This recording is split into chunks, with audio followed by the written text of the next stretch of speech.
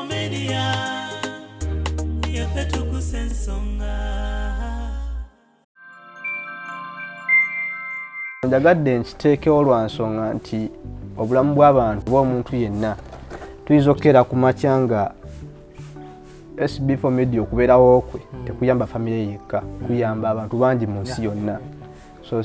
omuntu nganzo baani yenna singa abaava baba bamufeedingako nti naawe landiroodi azimba ennyumba omupangisa oyo singa tewaba muntu osobola mufuna nti n'abasawo bafenye okulamu bw'abantu. Bwe natuukayo mu theatre ne banteekawo ne basooka bankuba empiso kati okusanyalaza paati eno wansi bakuba wano mu mugongo ku spinal cord wano. Kati ne bankuba empiso zaalinga 3 ne zigaana okunsanyalaza. Ne bangamba ono simanya anywa omwenge, ne bangamba sinywa mwenge. Naye ng'olwo kyaka California yali ampisemu ebbanga eddene mu mubiri gumaze okumumanyiira. Ne bangamba ffe tugenda Arsenal Man U. Goli wano oganya okukkiriza California kutuukemu, kakkana California kutuukemu. Naye nga nze mu mutima buli bankubanga empiso b'ekintu ky'obulamu nga nange ebirowoozo mbigamba mukakkane nti bankuba empiso. Nina wano eno gana awaakala wano muno nga woyisamu wano omukono gugukkira eno kati nga amasira gava mu sayidi y'eno eno nga gayiika mangi ne bakola bascrubinga then ne debridement basala ennyama enfu ne bagijjako kati basalanga ng'enkeera waddamu wanawo waffa kati nga bagaye banaasala mpaka ku gundi ejatukasi ennyama ekole ki eggwewo. The annual Kabaka Birthday Run returns on Sunday, 7th April 2024, starting 7 a.m. at Lubidi Mango. Use your Airtel Bona bundles to call anyone on any network to buy kits at 20,000 shillings each from the Airtel shops Benjuanuka, the Body Center and New Taxi Pack, as well as Majestic brand offices at Bulange Mango. You can also pay using Airtel Money. Dial *185# option 5 and follow the prompts to complete payment. Kits bought using Airtel Money can be picked up daily, 9 a.m. to 6 p.m. from Airtel shops, Wampeo. The Kabaka Birthday Run 2024 is brought to you by I&M Bank, Nivana, Uganda AIDS Commission, UNAIDS, Bukit Dolu Popular, Daily Monitor, Majestic Brands and Airtel. A reason to imagine.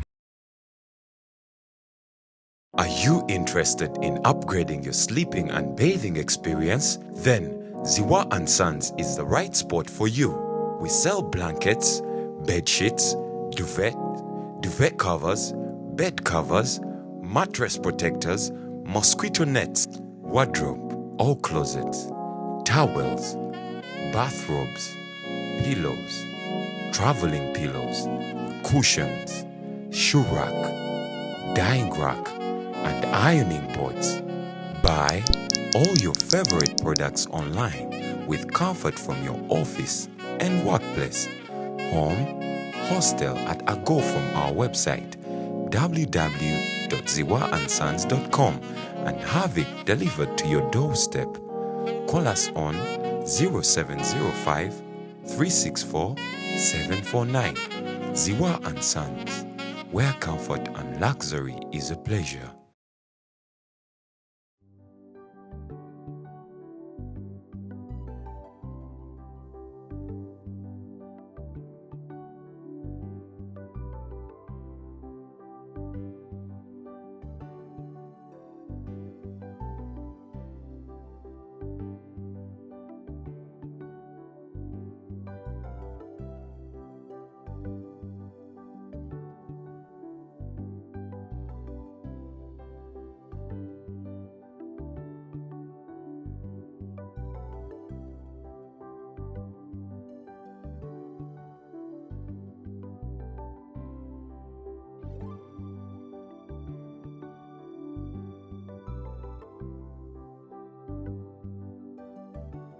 Abasawo bajja okumpa obujjanja bino bakisoka ajja aba family bonna ne basawo katanda speed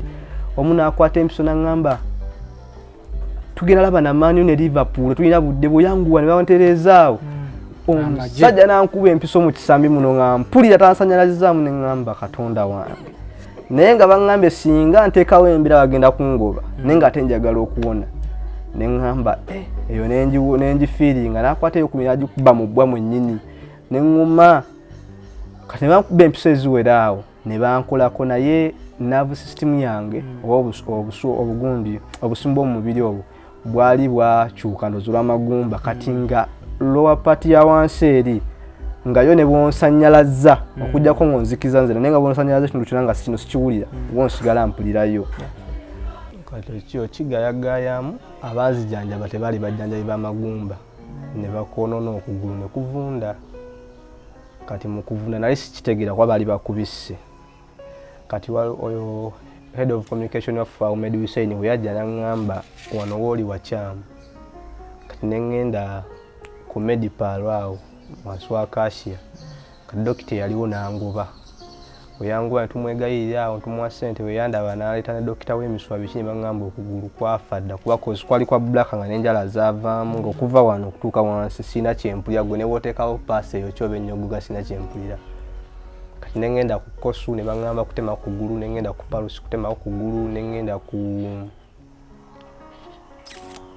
mulago kutemako kugulu so kati abakugudde aliwo omukazi ekyala mu musawo n'aŋŋamba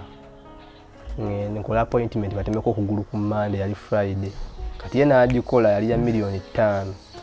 kati bwe yagikola n'aŋŋamba station egenda kuwa $2,000,000 bazadde bayiye n'abalala n'embigaana naye kyandeeta okugaana mu kigere eri wansi nali mpulirayo pain nga mpulirayo ng'omuliro naye ng'ate baŋŋamba okugulu kwafa tekulina kikukola ki kikuja kati bwe nagaana station ne ŋŋamba ye ntadde talina kyegenda kuddamu kwogera nange kati nembivaako nensigala ku lwange n'abantu bawankulukuku n'akumanyi oba SB4 akumanyi nagamba leka nkweyo 10 gendako mu ddwaliro zikudduseeko ennaku bwe ziti kati awo nenzirayo emulago omukadde nensangayo omusawo omutali Dr. Sebunya n'antwala mu mupya ne bansindika awo nga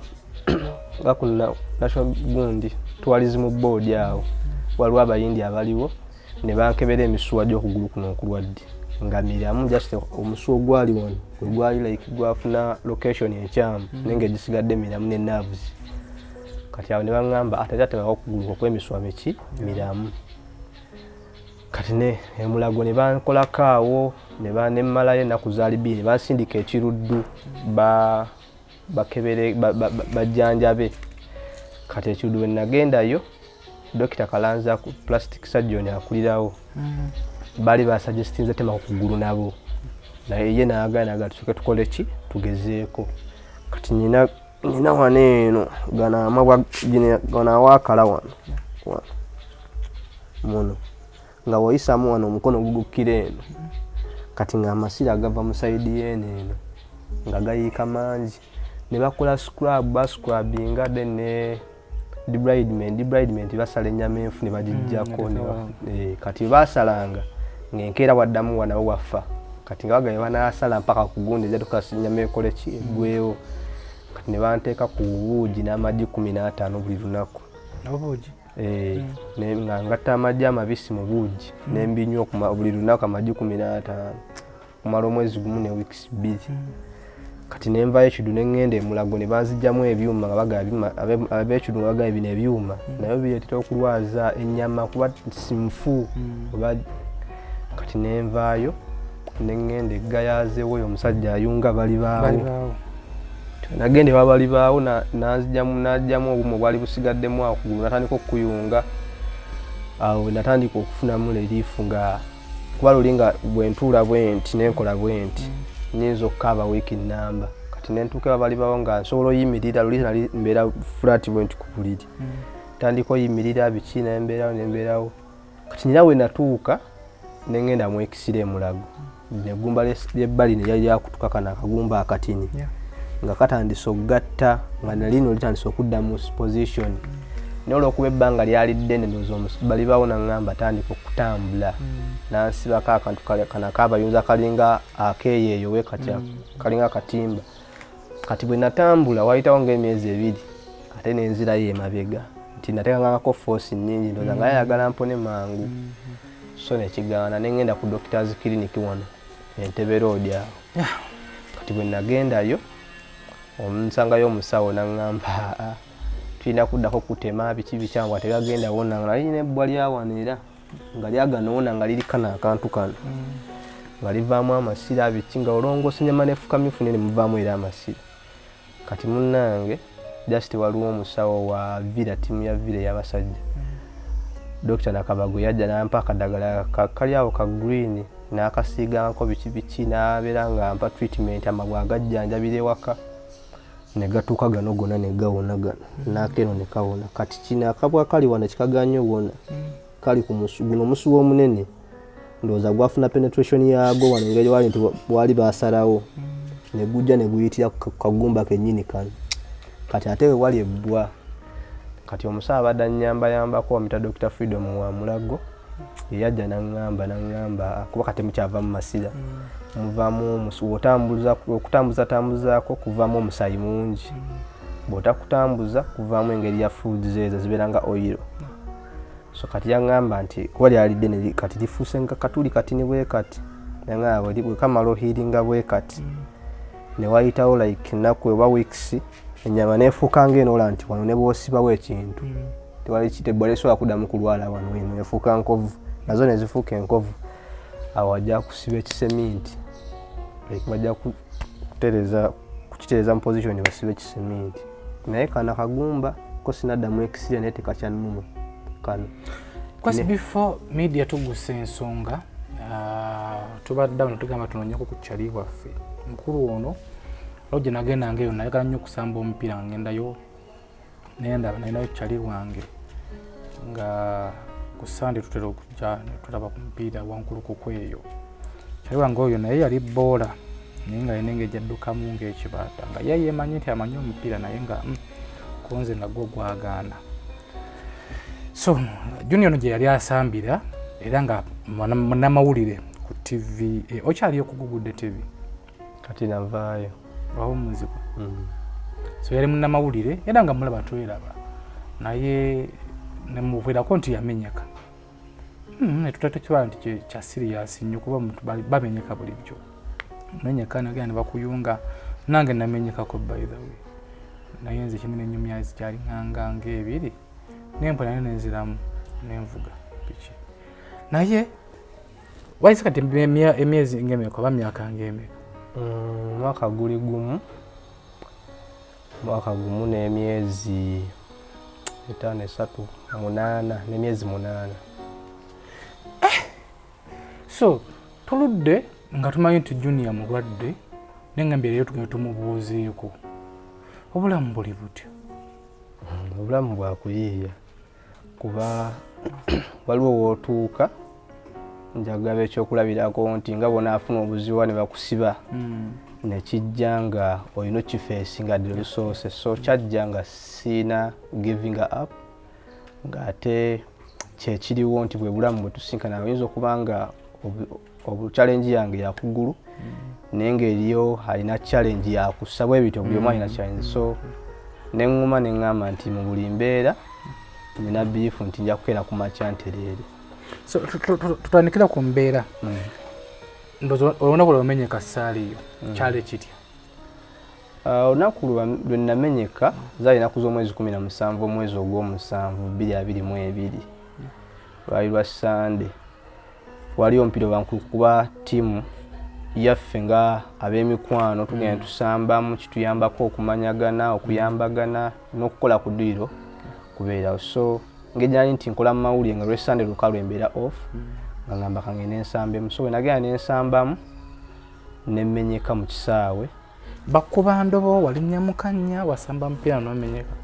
na receiving omupiira kati mugongerako ku speed nga manyi opponent mu beatings bwe namubeatinga kati naabuuka nga yagala kuba mupiira ye kati yasangawo okugulu nga nze maze okugyawo mupiira kati amagulu gange ne gasigala mugage nga tukiya wansi ku ttaka so ngenda okwagala okuyimuka nzeemu ng'oba omupiira nga ndaba ekigere kikyuseemu bwe kiti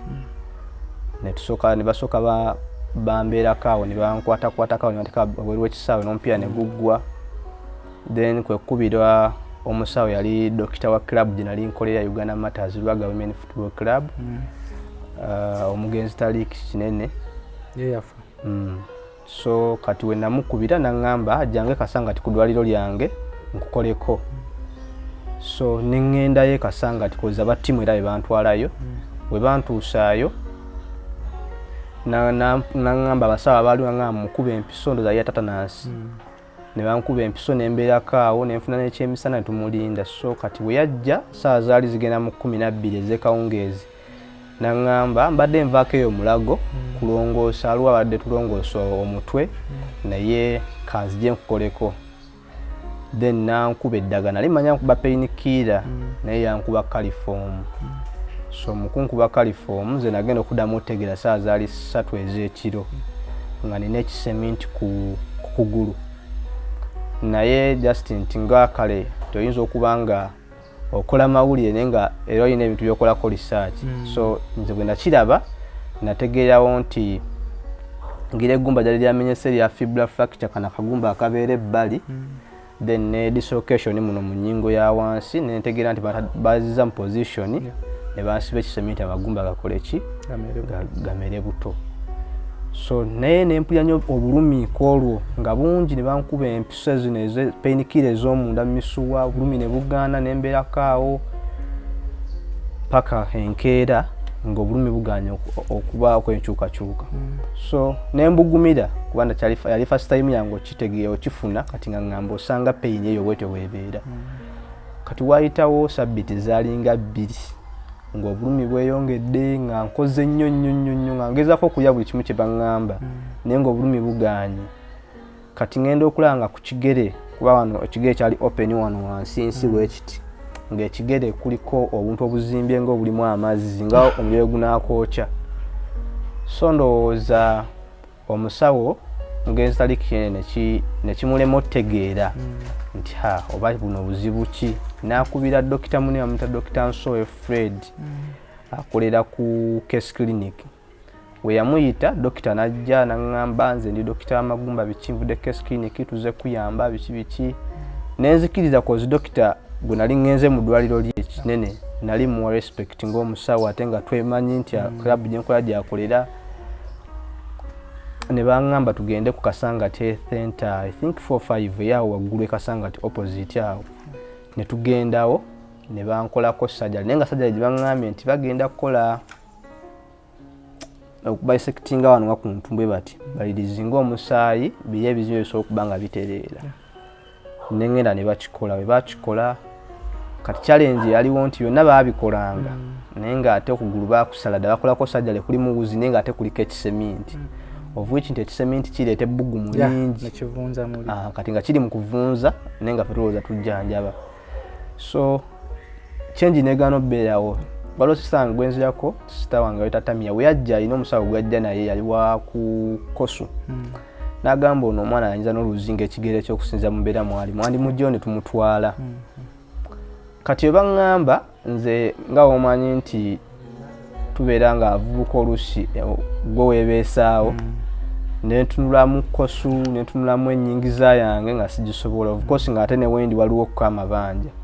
kuba we babiŋŋambira awo nga nakawayo $2 nga n'emitwalo 7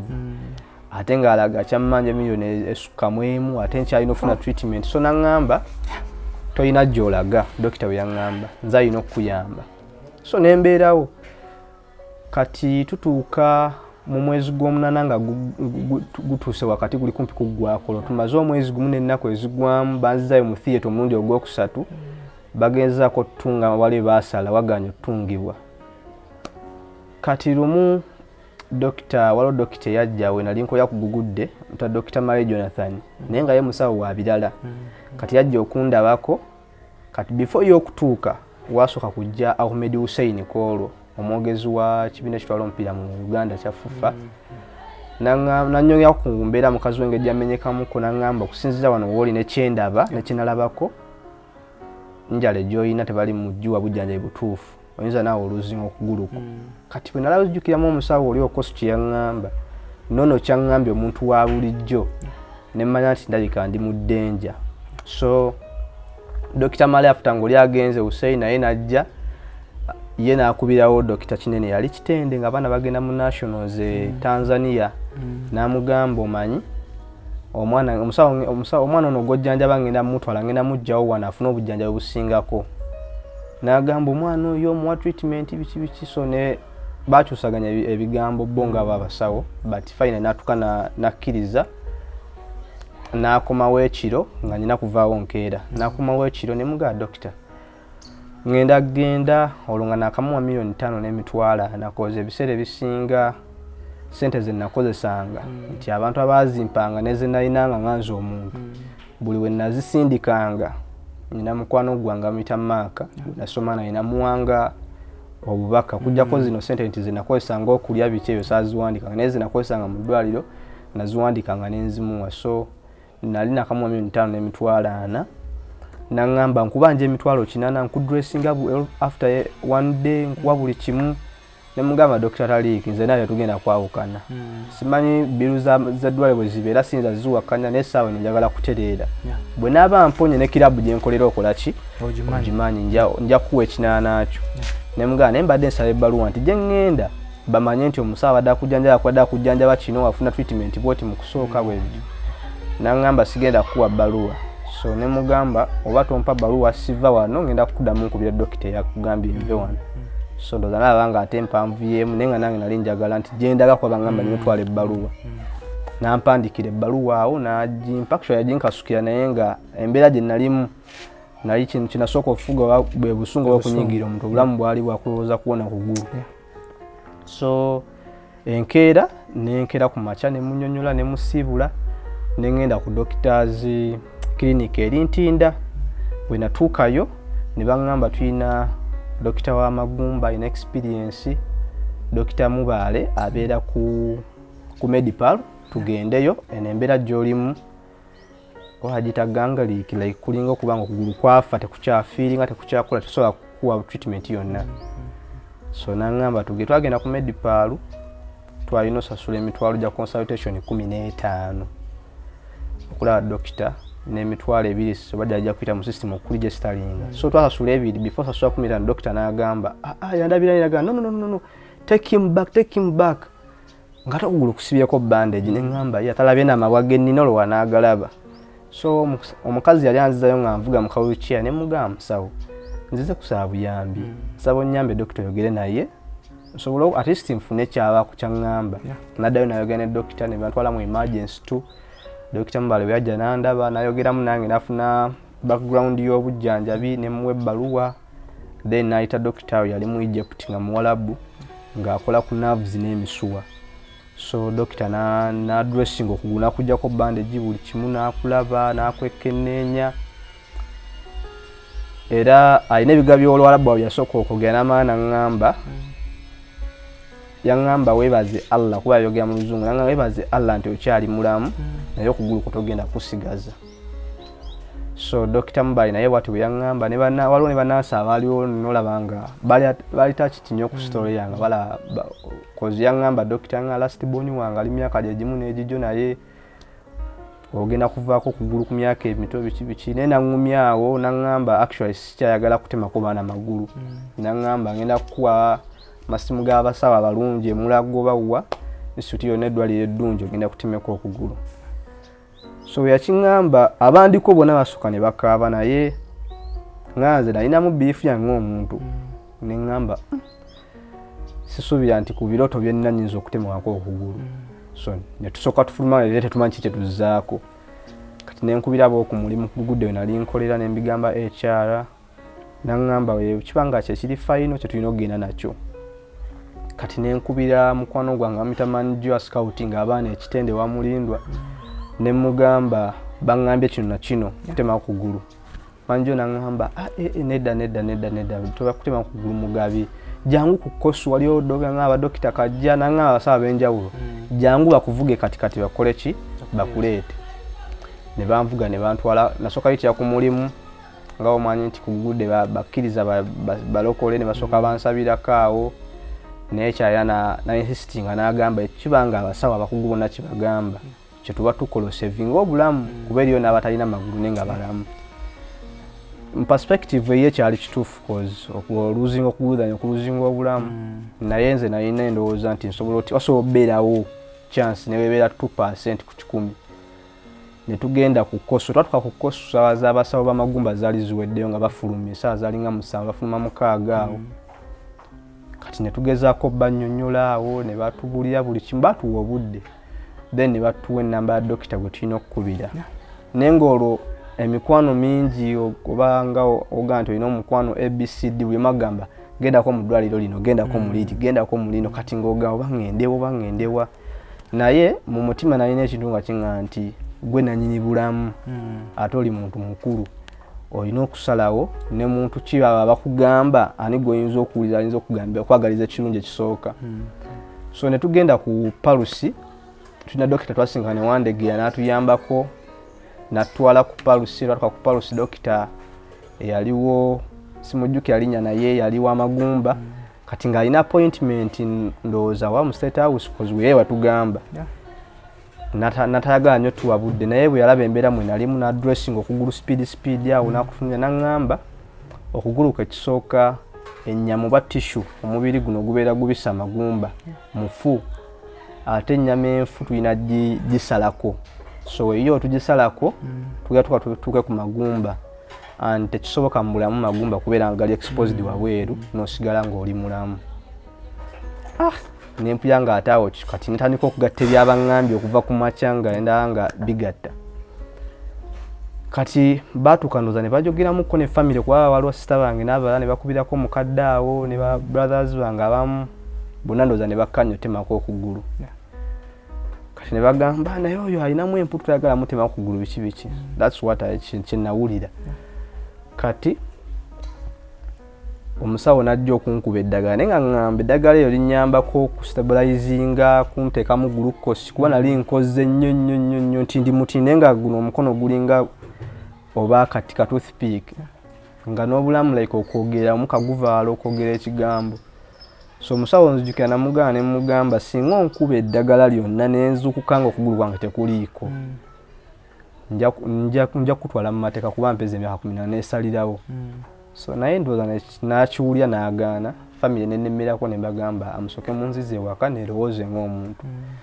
neŋŋenda ewaka ntuukayo wali olandira eddi wange ne munnyonnyolamu biki naŋŋamba ebyali nti tewali buzibu sooka ove ku bulamu kati nembeera kati nanoonya kyenzizaako nga sikiraba neŋŋaba abasawo bonna ngenze wamu buli omu n'abasawo abakugu baŋŋamba kyekimu tekiyinza kuba nti omusawo w'emulago omusawo w'egindi bonna balowooza kyekimu oba tebaagala kusigaza kugulu kwange kati awaliwo coach bamuyita coach Brian Sennyondo ali ku kitala kati ali ku UPDF by then naŋŋamba mugabi nedda olwo ng'abantu batandise okunnyambako kumpa ku buyambi naŋŋamba n'ezo sente ze mufunyeewo temuzikozesa nnyo mukere ku makya mujje bombo mu balakisi ngenda kuwa abasawo baliwo bakuba abantu bomu ne bawona ate ologo w'omupiira so neŋŋenda ebbombo bwe natuuka ebbombo coach Brian naŋŋamba eri gye bajanjabira abantu abajasi biki situukayo ne kankuwa omukyala akutwale kati we natuukayo ne bagaana okunkolako nga baŋŋamba ono sifiriyani biki kuba bali bamagye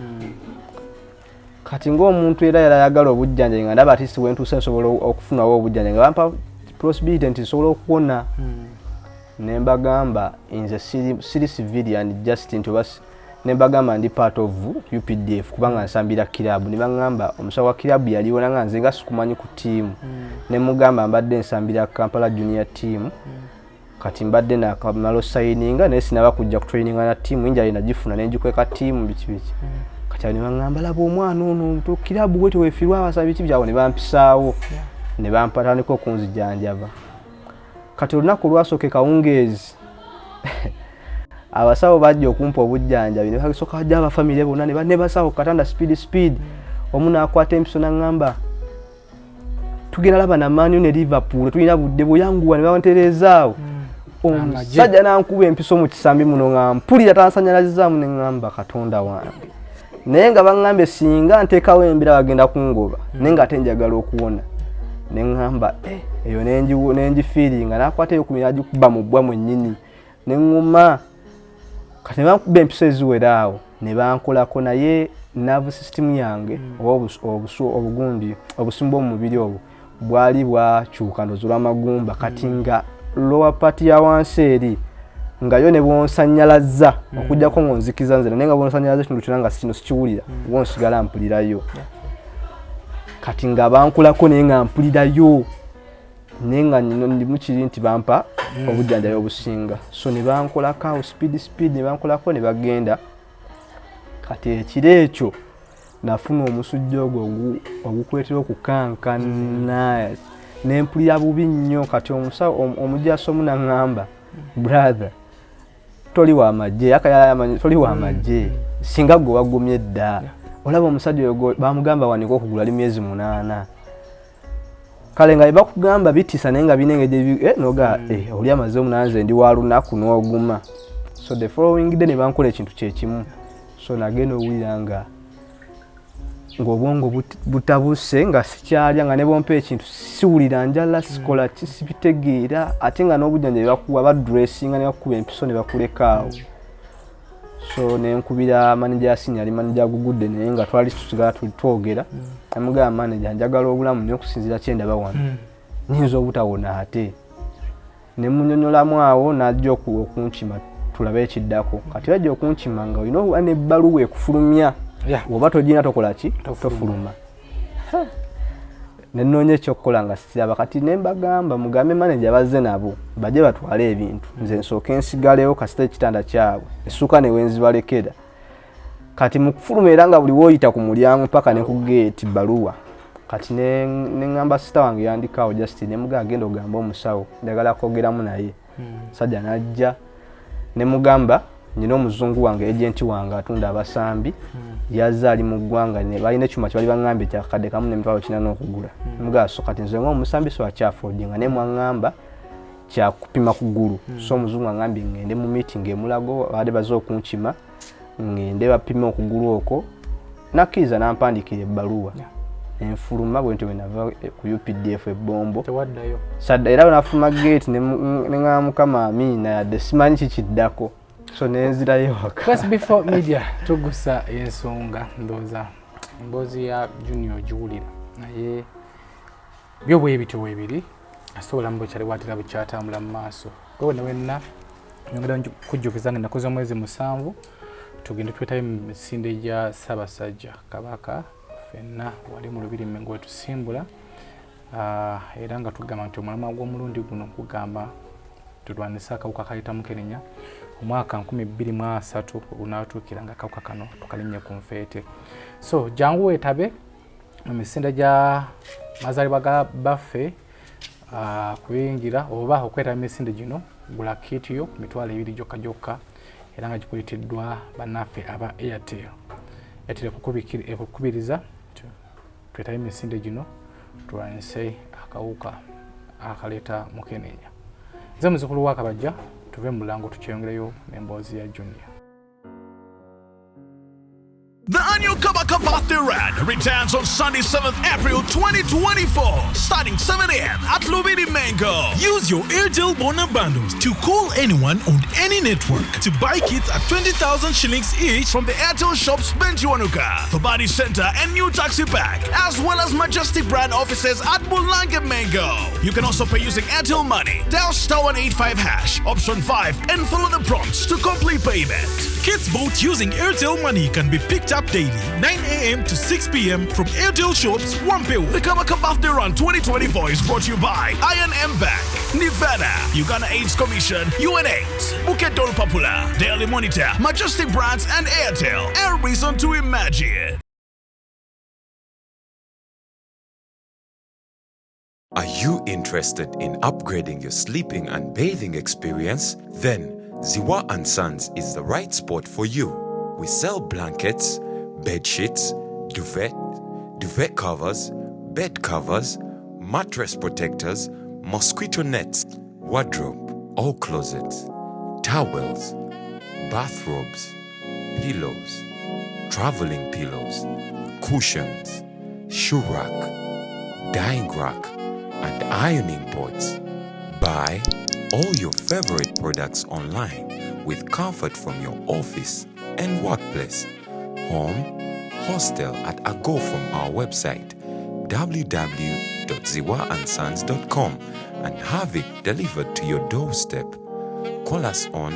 0705 364 749.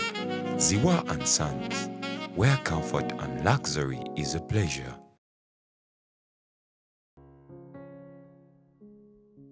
kuliko eyo ate mu bulango tukyongera mu maaso n'emboozi ya junior engeri gyali mu mbeera bweti yali boola yali presenta nga munamawulire ngakolera ku tv yagugudde naye kati tuzze kumukyalirako nga kyali waffe atambuza atya obulamu abeerawo atya gwe nga gwali eyo oyinza okiyita ekyangu naye nga tekiri ku ggwe kibeera ku ggwe oyinza okukakasa nga bannange musajja ono amalako atya so era tugende ngenda kuza omwezi 7 mwezi gwa 4 twetabe emisinde gya kabakazi birthday run egigenda okubeerawo mu gwokuna tubuzaayo ndowooza weeks nga ziizo ffenna nako 12 tubuzaayo musiraamu wasiibye naye abalandi road akubanja so mitwalo 2 nga bifuna kitiyo ng'ojja nga tulwanyisa akawuka kaleeta mukeneya ze muzzukulu wa Kabajja junior tukume wali ng'olwo ovuddeyo ebbombo ng'embeera ekulemye y'amagye navaayo kochi nankubira essimu naŋŋamba Mugabi kuba nali ntola omukolera mu futuso ng'ali ku sinagye naŋŋamba Mugabi obadde mukwano gwange nnyo n'ekyokoze kinnyiizizza ne mugamba kochi kituufu kikunyiizizza naye ekkiriza nti nze asinga okwetaaga obuyambi bw'okujjanjabibwa naye bwe ntuuka ewaka ngenda kutuula nkukubira enkunnyonnyole ojja kuŋŋaba nkoze okusalawo kukyamu oba okutuufu mukuddukayo bulumi bwe bwali bukutta oba balaba nga enzijanjabanga si ya mulembe byalinga bintu bibiri ekisooka natuukayo ng'omusambi wa kiraabu naye nga ntwalibwa mu bujjanjabi bw'abakubwa bbomu ab'amagye so ekisooka twali tulya kawunga omulundi gumu abalwadde ng'amagye sawa nga 9 ekyokubiri nawulira nga obulamu bulinga obuggwawo engeri gye banzijanjabamu tewali bakusanyalaza bakuwa painkiller nti nga bakukuba empiso mu mabwa mu kisambi kati nempulya nga obulamu bwekyayi ate nga ndaba ne improvement wakolaki tewali kwe kusalawo nenva era bwenatuuka ewaka nenkubira kochi nembimunyonnyola naŋŋamba tewali buzibu naye buli kyowona wodda kola okusalawo okutuufu kati awo nentuula nenjogeramu n'emikwano egy'enjawulo waliwo awo Kato wa timu we Yamenyeka friends najja ku olwo nandaba naŋŋamba naye nga tonaafuna kusalawo kugenda walala sooka ofuna at least omusawo ajje nga akuwa treatment ku biwundu bino bireme kufuna buzibu nnyo so nefunawo omukazi nemuwanga ssente nga ajja nampa treatment nampa eddagala kati ne baŋŋamba waliwo omusawo muyunzi yandize n'akuyunga kati omusawo ne tumukkiriza ne tujjera muzeyi Robert yasooka namusasula emitwalo 6 najja nampa eddagala nanyungayungamu awo naye nga wakujja ku Mande alina kudda ku Mande nendaba embeera gye nalimu ng'omusawo okuwa eddagala ku Mande oddemu ku Mande naye kisoboka kati nensooka nindamu eyo Mande neetuuka naye nga ndaba embeera y'emu so nenjogera naye naŋŋamba ate kaakati sooka onsindikirayo 3 nkomewo naye nga ate kati yakono obulwadde abufudde bizinensi ne banfunira omulala kati ogwali banfunidde waliwo laminne tonamenti z'abakatuliki waliwo omwana yali amenyese nga amaze omutereza nga mu wiiki emu ali mu kutereera kati ne baŋŋamba sijjanjaba abantu kubasanga waayo bajje e Masaka ne banteeka mu motoka paka Masaka ne banvuga ne ŋŋenda e Masaka bwe nagenda e Masaka ne ntuukayo ekintu kye nasinganga okukola nga nfunamu akadde akabeera ku ssimu oba nenfuna sitange emugamba nti nsembera osseeko ddata kinasookanga omubuuza oba nga singa oluzinga naavuzinga byembeera ku Google zisobola okudda biti kati ebimu byampanga hope ebimu nga tebikuwa naye nga ngezaako okurisaakinga ebintu ebitono so we nabeerayo okugulu kwali kutonye nnyo nga kukalu enjala zaavaamu sikuwulira kati ate nga nkuba empiso ezikaza amabwa awo kyalinga kirungi naye amabwa gaali open nti gagenda kala nga limu lyeno naliri eno kitegeeza wakati wagenda sigala nga wakalwe n'empewo eyite mu magumba gaffe nengezaako kimugamba naye kati naŋŋamba sigwandagira ekyokukola kati nemulaga nti tewali buzibu nzijanjaba kati nenjogerako ne dokita omu Dr. Freedom wemulago nengezako mnyola embyako yali andabyeko ne mubuya no nengeja nzijanja munangamba amawaga genda kala yes ogenda kugulu kugenda fira dala kubali mukazi nyama yandibadde namwedde mwezi mbe endala ate ennyama yezimba sewuzi ne emiswana giramu negifoyinga bulungi omusaayi ne gujjanja bamagumba kati awo ataawo we naliyo byali bizibu nnyo kuba nali siina ndiko yali agenze mukadde naye ali mukyalo ebukomero saidi z'ekiboga eyo kati ate we yajja ate nga ne bamugambe waka omwana ada kuyambako emirimu agenze kati nga ate waka ennyumba agirese enzigule mulimu ebintu bye nga omanyera abakadde ng'alina okuddayo so ne bira mukwano gwange essimu awo yali mwana na musomi n'asooka ajje Masaka ajja namunkuba n'atuukawo kati enkeera manjo ewekite n'aŋŋamba Mugabi ogezaako kwefaako naye ate ogenda kufiirayo bufiizi ebintu by'okukaza obukazi amagulu musawa ga bifu ne banvuga lwali lwa kuna ne banvuga ne bankumya okuva e Masaka nga mazeyo nga wiiki nenzija ku lwokuna kati natuuka ewaka ku lwokuna natuukira sisita wange awo endejje tugatta maama kati nensangawo baawe n'agezaako okumbulira n'aŋŋamba oganye okuggyako okugulu naye buli omu akugamba ye solution yokka eriwo okusigaza obulamu n'agezaako okumbulira awo ng'omuzadde n'aŋŋamba nze ku myaka 25 nalwala sukaali ne baŋŋamba bwe nnaanywa omwenge nja kufa bufi naye ate we sitagunywa ate nyinza okufa wengunywa wembeerawo n'aŋŋamba n'ekyo kyanjawulo n'ekikyo n'aŋŋamba ate nze nakolawo okusalawo either kufa oba kusigalawo kati n'aŋŋamba wandikkiriza n'ambuliramu awo waliwo omusajja yazaalibwa talina magulu naye alina obulamu bulungi biki n'annyonnyola kale waliwo otuuka n'obuyanga biringa ebikuyingidde ng'era omuzadde era ayagala osigale nga ndi mulamu naye ekiro ekyo nensigala nga mbuza ku bantu ab'enjawulo so sisita wange nkera ku Friday n'antwala ku Kkoso twatuka ku Kkoso ne tusangayo baddokita bonna waliwo omukyala gwe twasangayo n'omwami bamagumba ne bajja tukola appointment ne tusasula ne bampa ne bakolako okugulu awo dressinga ne batunulira omusawo n'aŋŋamba ekisooka okugulu kufu kongako ekyokubiri navuzi zaafa toliddamu kuwulira nti osobola okuba ng'otambula kale tugambe owonye ng'otambula omusumaali ne gukufumita ne gukuyingira gwe n'osigala ng'otambula kuba tolina kyowulira tonyaze ne gakwokyoba ne gakkuba nga gwe tolina kyowulira n'aŋŋamba of course kyekiddako kuba kufa n'aŋŋamba ne bw'olijjanjayo emyaka 5 gyensuubira nti osobola nawangala weeks 2 n'okwo kugulu balina kujjako so ne bampandikira awo ne bampa document awo yali yakusasula mu Equity Bank biki ya million 2 nezigwamu zijje batemeko okugulu ne bankola appointment y'okugulu kati omusawo n'aŋŋamba tutwaleko wali waggulu emabega w'ekizimbe awo kukosa waliwo abakola practices z'amagulu batemaka wali ku artificial olabe engeri gye batambulamu nti bali mu bulamu obuli nnomo kati nalabira ddala nga ndi ku stage esembayo okukkiriza ekyo ne mugamba z'okugulu kwange bagenda kukutemako ensonga kisigenda genda mbalabe n'aŋŋamba it's fine kati ne tukomawo ku lwokutaano ne bambuuza kyekiddako ne mbagamba enkya Lwamukaaga nina omusawo gwe njogedde naye ngenda Mulago bagenda kola ku Lwomukaaga kati ne tugenda e Mulago enkeera saawa zaawera nnyo ez'okumakya nga natuuse bwe natuukayo ne bampaawo ekitanda ne bankolakolako awo kati ne wajja omusawo awo alinga mulituya n'aŋŋamba just ennyama y'omubiri nfu newe naahiiringa cells ne zibeera generated bulungi omusaayi nga gutambula bulungi amaguma ne gada mu position ojja kutambula kati awo ate nenfuna hope buto kana nafuna essuubi naye ng'olegumba lina akakongovule kano nga kukwate okalabako osobola okukalabako gumba osobola oddirabako kati awo ne baŋŋamba enkya ku Sande olina osasula enkya abasawo bajje bakukoleko sente zaali kituufu nga zituweddeko nga waliwo tugenda sente nnyingi ate nga zitambulira ku booda olina pangisa mmotoka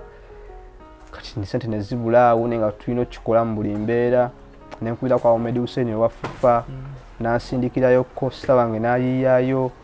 kati waliwo awo omwana abeera bweru musambi wa kapira muwala nenjogeramuko naye kuba ali amanyi before naye n'atopingako balance enkeera ne banguza ebyuma awo ebyuma ebyo babinguza emitwalo 9 nakolako research after nga bya mitwalo 15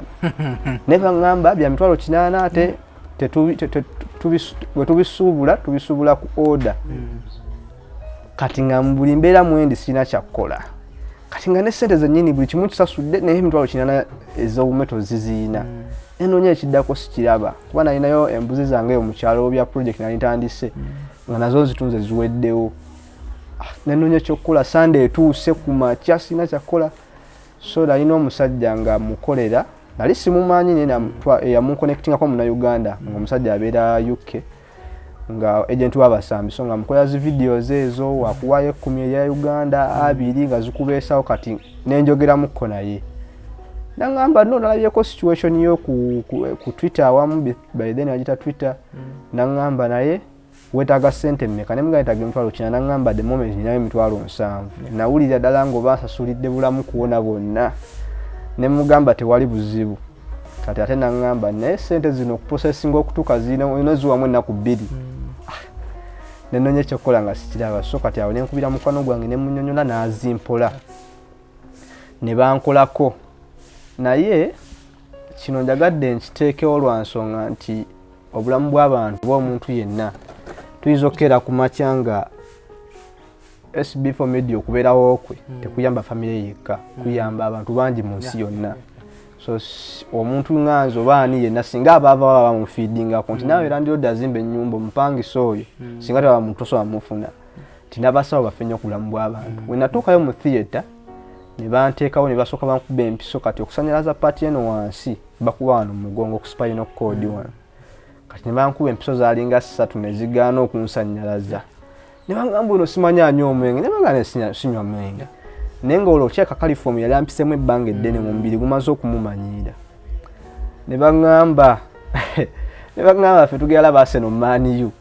goli wano oganya okukkiriza California kutuuke mukakka na California kutuuke naye nga nze mu mutima buli bankubanga empiso b'ekintu ky'obulamu nga nange ebirowoozo mbigamba mukakkane nti bankuba empiso ne bankuba empiso awo zaalinga nga 5 ku spinal cord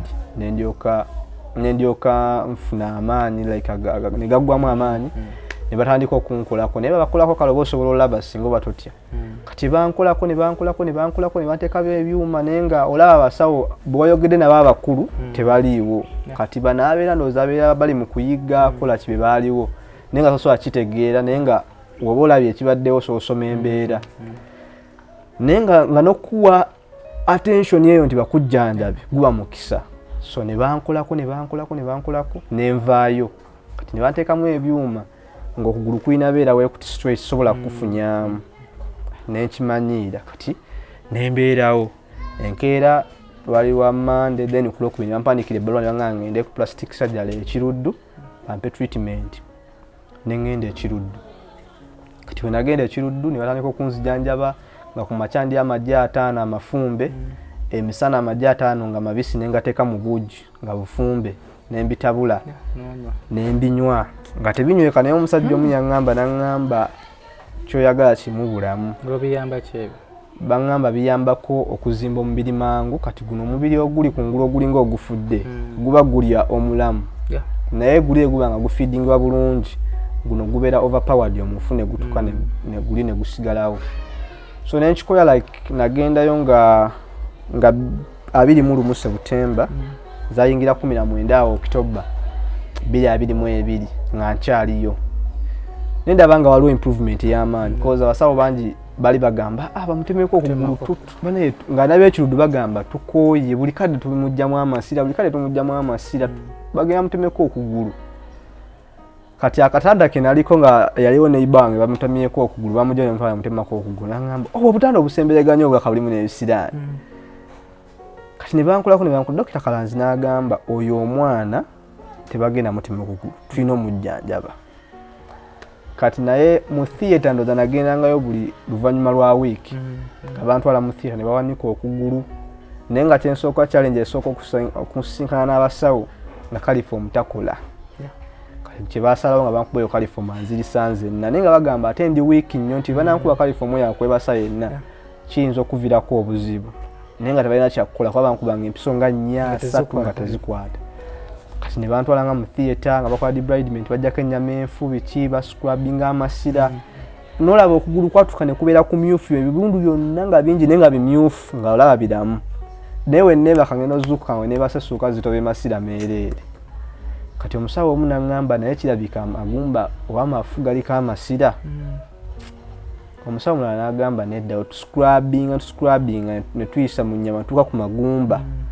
toyina ku magumba osanga era musaayi toyina kyosangako kyamasira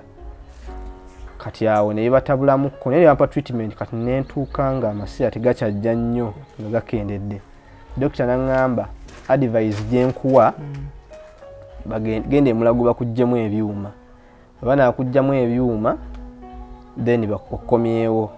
naye nga baŋŋambye siina fuluma ddwaliro kugendera danyina okukomawo kati we natuuka emulago ngenda okuyita mu ekisire nga amagumba galinga we Yamenyeka mu Julaayi nga eryakutuka ebbali we liri dislocation weri yakyuka ne baŋŋamba addayo ebyuma babiteeka wakyamu tulina kuddamu bitereeza buto kati mukadde yaliwo kolo n'aŋŋamba kati ne bambuuza kyekiddako badde nga weesalyawo kyekiddako ne bagamba ebyuma ebyo babijjamu okugulu kugenda lebeera bulebezi kuti kyokka ate era we ŋŋende ekiruddu nga amagumba gali gati tegenda kigagenda wona tujja kujjanjaba ennyama oluusi n'amagumba agafumita mu nnyama nga tewona ne baŋŋamba osalawo ki ne mbagamba ngenda mu bayunzi kati ebyuma tebabinzijjaamu kuba bali baŋŋambe nyina kukomawo banteekemu ebipya ate nabyo nyina obbigula kati ne ŋŋenda ku muyunzi namukubira essimu bampa ennamba ye waliwo omusajja gwe yajjanjaba wa rugby ne nkubira omusawo wegayaza mutabali baawo ne ŋŋenda ewewe natuukayo nampeera ddala hope nendabira ddala nga twali mu October mu Gw'ekkumi nendabira ddala nga ate mu Gw'ekkumi n'ogumu nja kuba ntambula kati ebyuma n'abijjamu nampa treatment awo nansiba eddagala lye n'alisiiga biki kati we yansiba nansiiga eddagala ndowooza engeri gye mwalimu ebyuma peyini biki nyina engeri gye nawulira nga obulamu butowolokose newulira nga okugulu eno waggulu kutandise n'okunsiiwa nempulira ddala essuubi so neŋŋende wa sisita wange omusajja nayogera naye ne mugamba ekituufu kiri nti wanewo wafunda buli kimu nekimunyonyolamu naŋŋamba woba osobola kadde kamu n'emitwalo 2 ze ngenda okujjanjabira then ojja kumpanga transport buli wenzijja eyo nentunulamu endala nga sijja zisobola naye nalaba kana akamu 2 nga desisobola naye nga munnyonnyodde nti nsobola okuwaako mpolampola naŋŋamba tewali buzibu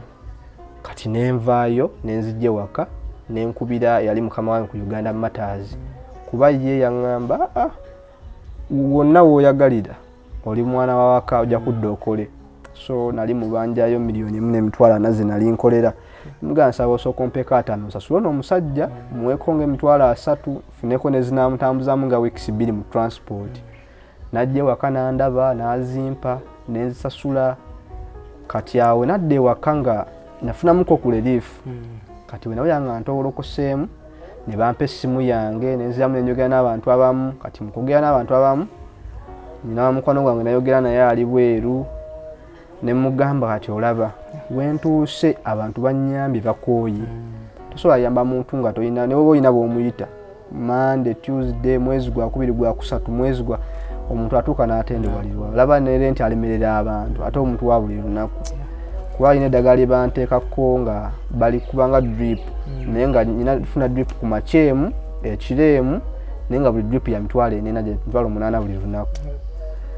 ne mugamba naye nali ntera ofuna obulimu bana b'omupiira bano bampa bu CV ne mbukola ne mu editingira bu video bwe nga ngena nzijjamu moments ze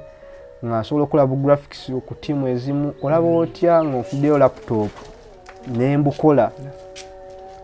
gali naŋŋamba yogera ne Barnes wa UBC yaza mu Commonwealth ali eno mu UK muwe laptop so n'agimuwa Barnes bami n'agindeetera kati yagindeetera ne nkolerawo ka poster kalanga byenkola ne mbiteekawo nga mbikyalinga buli lunaku mu gurupu nga nina endowooza nti ekintu kyonna ne oba toyina akyagala nga naye nga si kibi ne bw'okipositinga buli lunaku okumala omwaka tobulayo w'otuuka n'ofuna so nensigala nga nsyalinga nga omwana ajja n'agamba CV ya mmeka kati nga luli ne bw'omugamba ya 10 nga wano ne wongamba nja kuwa data wa 15 nga ndaba ajja kunyamba okola CV z'abalala nga nzikiriza. So mu mbeera eyo CV ne nnyambako then nesigala nkola ne Uganda Matters nga nkola online post match interview nga ntumayo abaana ne nkola editing work era ekintu ekimu FUFA esomesa aba media officers abamu aba club yakozesanga waka wange enjeru. So kyanyambako kozi n'aba FUFA abamu bakusindikira nga kasente balaba oli mukozi naye nga ate oli wansi kozi ebyenjogerera laptop nagitenga ku lubuto wenkolera kati nga wemmala baginchargingirako naye nga sivaawo awo kwogula ino kwelivating omusaayi wangamba omusaayi oguva direct eno ogenda ku mutima si kirungi gulina okuba nga guvaayo mpola mpola kati nga okugulu kwelivating era nga buli kyenjagala okukola kikolera awo ku buliri nga ebimu babindetera nenkola kyenkoze then nemmaliriza nembeerawo ebbanga tuyingira 2023 gwalinga mwezi gwa kusatu nengendako emulago ngenda oyitamu ekisirenga eggumba lino fracture ne ya fibula akagumba katinako ebbali nga katandise okusemberegana kalinga kagala ogatta ne dislocation emaze okudda kutandika okudda mu position ebulako katini nenziramu awo kusuubi kati awo naŋŋamba nga mukama wakugulira emiggo nibangulira emiggo awo nga ngibeerako kati ngenda oyimirira bwenti ngali maze ebbanga kamunguluze mungi nsisobola kati nenyimirira awo mpola ndaleka ntula ku buliri biki kati nyingira ogwokuna nga nsobola okutambulira ku miggo osobola ogenda mu kinaabiro osobola okutula ku bucket neneenaaza bwe bityo kati nembeerawo kati naŋŋamba emiggo manyi engeri soko otebiri okozese gumu kati nali njagala nnyo okuwona kozi olunaku lwe namenyeka nali namenyeka ku Sunday nga kulali lwakuna nga maze okukanya ne UBC nga ngenda kukola ku radio then ku TV nga ndipotinga kati waliyo n'empaka za sekafa fifi pink yali asabye ham nga nyina omwana agenda ogenda mu sekafa kati nga aganya tewali buzibu nyamuwayo kola kabiru agende kati nalina agenda lwa mukaga lwa wiiki eddako ngaebyo nambikoze namenyeka ku Sunday wiiki eddako saasoga so nasigala abantu njogera nabo ne bali bamanyi obusobozi bwange kati nengenda mu ddwaliro nengamba nina okuwona emigo nengisula nga omusawo aŋŋambye nentambula kati nga nsobola okutambulamu nga mponyera nawulira essanyu nenga kati ngenda kuwona era kyaka batinya bakitegeera omutima wange asirika bakulaye ng'ofuna wafuluma ennyumba ng'otambula kati ntambula ogwokunaawo omwezi mulamba ngenda okuddamu ekiseemu gw'okutaano nga dislocation yazzeeyo nga neggumba litandise okuta nembinyonyola omusawo naŋŋamba lijja kugatta ndowooza naye yali akooye okujjanjaba ebbanga eddene nga ate alaba esente ze yasaba mu kusooka nnyingi naye ate kati zaggwa alaba takyalina bwayambi ne mugamba olaba abasawo bonna okugulu okwo wekuba nga amagumba gali mu kifo kimu nga tegeenyeenya gagatta naye buli wentambula nengasaako force gagaseseetuka jjukira maso zange baali bazisala nga nakati zinaakutereera kati ngezo mu maso tezisobola kuwanirira gumba siga mu position y'emu n'abigaana kati n'ayimirizaamu yayimiriramu nga sirina musawo gwenzizaako kati ebbanga yali annyungidde ebisinga nali mbitegedde kuba yatuuka nga ajja lwa mukaaga lwokka kati nali mbitegedde nga ate eddagala yalirekawo naŋŋamba oba osobola okugulanga eddagala tewali buzibu bajja disindikanga kati okugula kusumululanga nenkunaza bulungi nenkuteekako eddagala nenkusiba bulungi nekubeera mu position y'emu payini neegendera ddala kubanze waliwo nabeeranga ne payini nga ne bwonkuba payini kira etya mu dakiika 5 mba siina payini ebezzeemu so nentuka nga payini sikyagiwulira nsobola okwebaka otulo nentegeera nti naloose nsobola okutula mu ddiro nenkola emirimu neŋŋamba kambeere okugulu kuno kusobe kutereere kati munnaye nga womanyi nti wobeera abakuyamba kati ndowooza omuntu nali mbeera naye yalaba nga kituufu annyamba naye ebbanga ddene naŋŋamba naye omusawo akugamba nzija kugamba otambule totambula negezako omugabo we natambula magumba gadda mabega naŋŋamba biki oli wamputu biki kati ne banfunya dokita ddwaliro lyawo kuwazana bayita oba honlebu kati nagenda honlebu ngenda okusanga nga dokita gwensanzeeyo namusangako ku kosulumu naŋŋamba musajja gwe okyali mulamu dokita akuwa wiikisi 2 okyassa nga nkyali mulamu ne bampisa mu ekisiraawo nga magumba tegali bubi nnyo naye ng'olwo nkyavaamuko ku masira naŋŋamba tugenda kusala katini nnyo tuggyemu amasira tugascrubbinga ebiki biki nanyonyola ne mugamba kale naŋŋamba naye ojja tuwa emitwalo 8 mugamba naye sente siziina banga lyendwalidde ddenne ndi mu mwaka mulamba naŋŋamba onaasobola mmeka ne mugamba omuntu ne womugamba obukadde 10 nga bulamu atuuka n'abufuna naye bw'omugamba nti bwete kati tasobola bukola ki osobola muganye n'emitwalo 3 ate nakyo gya mpola mpola n'agaana we yagaana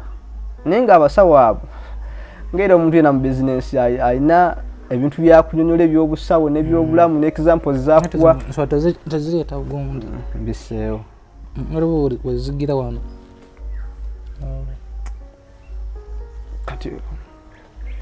kati omusawo nannyonnyola nentuuka like enjiri nenjikkiriza nga neetaaga yanayogerako abo n'abantu abamu naye ng'era olondamu n'omanya nti ize pia kuyamba nnyo omusajja muleke kati yakoowa ati kikeera ku makya ogamba SB4 Media neetaaga emitwalo 5 ne nyinawe 10 naye toliyina naye mugaye nyinawe ki 10 agayinja kukuwaayo 2 n'omulala omugaye nyinawe 10 mpaka wozifuna naye ebiseera ebisinga nga okutandika omuntu emboozi nga yakusabiriza buli kaseera nendaba nga tekijja so nempita mu baana awo nembagamba CV gye mbadde nkola eyo ye5 oba ye3 kusaliddeko nze ne bompa ekyebiri oba omutwalo nja gikola nga mbuuza osobola okukola CV ng'eri mu slides ng'emuvinga ne mugamba ye ne by then ali sinakikolako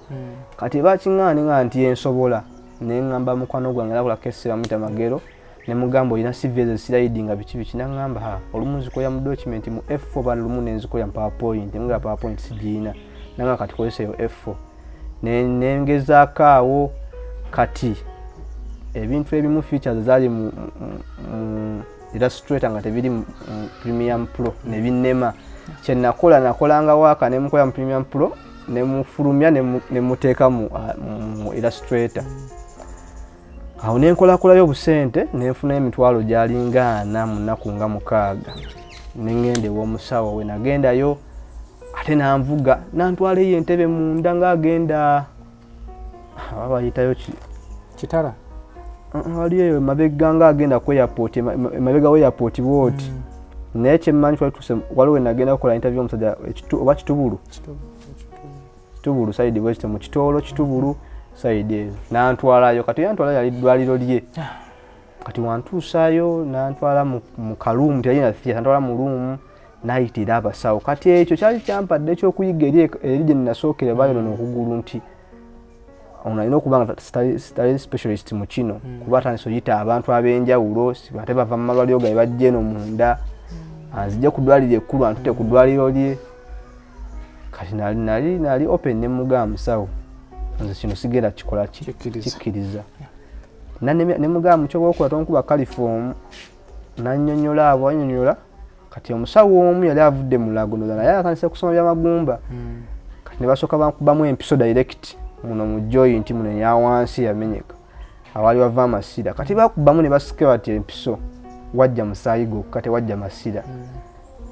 omusawo omu n'agamba katusooke tukubeko eno gye gaviira ddala n'ayisa mu katule gaali gava nga mpulya n'asika ne wajja omusaayi n'ayisa dokita n'amuzza ebbayi n'amuganze bannange nze ngenze sijja kukwata kugulu okwo kwa mwana nga amasira gemugaasikola ki sigalaba n'agenda katono we yajja n'amugamba biki kati katusaleko n'asalako kati ninga kagumba awo kati bwe yasalawo nga era musaayi gwe gwajja tayaawo masira yemusoberawo biki ne mane mugamba musawo ekintu ekireeta amasira nyinza okuba nga siri musawo nensobola okukirowooza nambuuza ki ne mugamba emisuwa gyange gyafuna obuzibu tegiri mu layini entuufu kati bwe giba gitambusa omusaayi guno gwina egwekwatyawo mu joint olwokugamba nti amagumba tegali mu layini ntuufu kati kirabika omusaayi ogwo wegulwawo amazizi ago gafuka ng'amasira ge gafulumayo naŋŋamba biki kati neŋŋamba naye omusawo sijja bikkiriza nembigaana nenvaayo bwe navaayo ewuwe nenzira ewaka nembeera ewaka awo nga nze yejjanjaba amamba agasooka ne gagenda ne gabanga agagaana kati nalina mukwano gwange Dr. Freedom gwe ngamba mulago sister we akola mateeka yali ndowooza amaze emyaka 5 egisooka ng'ali mirala naŋŋamba naye obonyebonye n'okugulu ne bwaba akoonoona balyanga bye baagala biki ne mugamba promise nze obulamu bwange bayinza oba nga bakola ensobi yes naye nabo baali tebajjayagala ekisaala leero ndowooza ku kintu eki kuwona kati munnange ye n'agaana n'afuna looya awo ne bambuuzabuuza ebintu naye nga ye yabimbuuza kati nga nze manyi mbigamba mukwano gwange kati ne batwalira ebbaluwa Dr. Taliiki yanze nga mukusookera ddala ebyali ebitali bituufu kati Dr. Taliiki bamutwalira ebbaluwa n'ankubira essimu naye mugabi mazima ddala n'onsindikira balooya bansaba $5,000 basi ekyo bansiba mugazi ebyongamba sikolaki simanye essaawa eno mu bulamu ndowooza ekintu eki kuwona kozi yali aluzinze emirimu awo masaza bamugoba Uganda Matters nayo neemusalako abaana byali ajjanjaba ewa mulindwa nabo ne bamusalako ekitende kati nga n'emirimu gikendedde olwekyo kyeyankolako naye nga nze sina muntu gwe nagamba nti oba yankola bubi baki naye nga buli kimu kyali kyeraga lwatu so kati awo yankubira ne muganza sibimanyiiko kadadatidde ne bankubira Samu Mpozo wa NTV naŋŋamba mugabi biki omanyi ne mugamba nkumanyi nakusanga mu National zeggulu naŋŋamba yenze naŋŋamba ndabye embeera yo biki bagiŋŋambyeko biki najja kati we yajja era ng'omuntu yina yasooka kunsaba interview naye ebiseera ebyo saali strong kuba nzijjukira ssaawa za dakiika emu nga sikaabye naye nengikola kati we yagitwala n'agikola ku mpewo mu NTV akawungeezi kati we yamala ogikola biki kati ng'omuntu yena we nagendayo nenjira biki nempita mu comments ng'abantu bagamba oyo omusawo nange yanzijanjabira omwana n'alwala evivi ne lirwalira ddala biki saabifaako ne ŋŋamba owaayo sanga bibaawo na tukola ensobi naye ne ŋŋamba promise omanyi kyoba okola omusajja munetula mumusindikira bbaluwa za mukwata aba mukola biki kati ndowooza baali batutte step eddako ndowooza ministry y'obulamu ndowooza lemwadde ebbaluwa galewo eddwaliro so kati yali frustrated ng'omuntu eddwaliro liweddewo emirimu gye yali akola yonna kuba gyali akola yonna baali bamumanyi nga n'emirimu giweddewo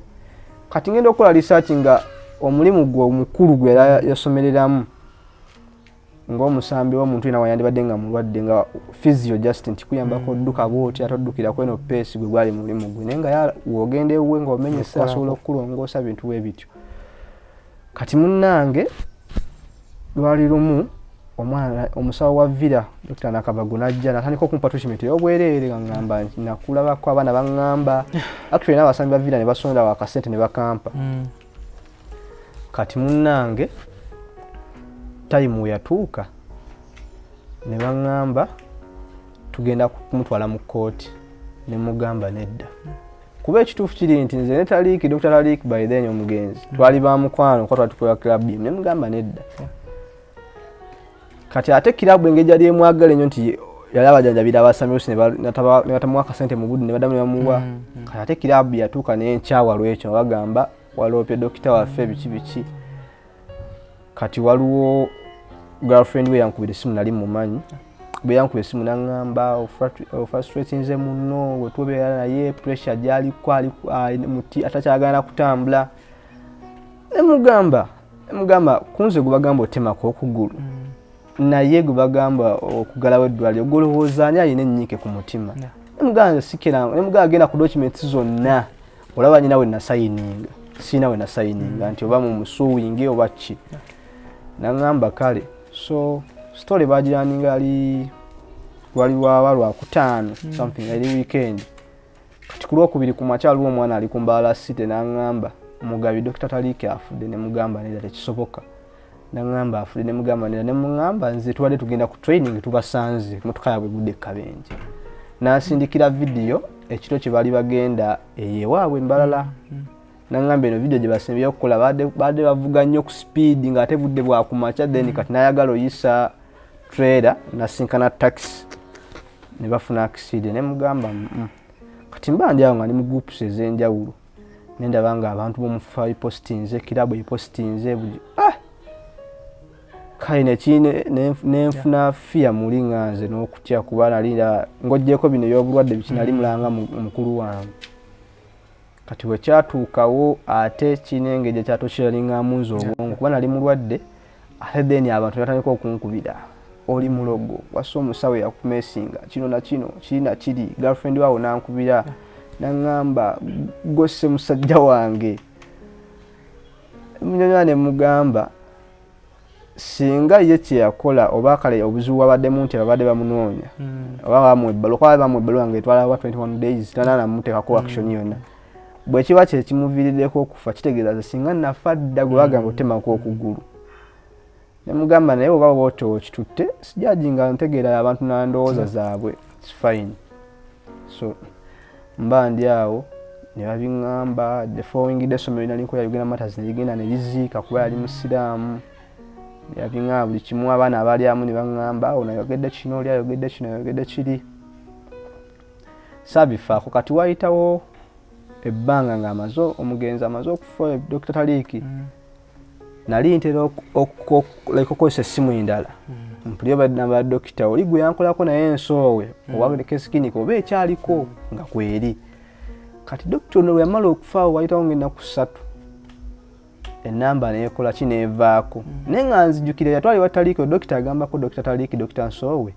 n'amugamba naye omwana ono ayinza otuviirako obuzibu naye kati saategeera mboozi yaddako byali byadda nnyo. So dokita yamala okufa lawyer n'aŋŋamba kaakati n'omuntu twali tulemeddeko biki ne mbagamba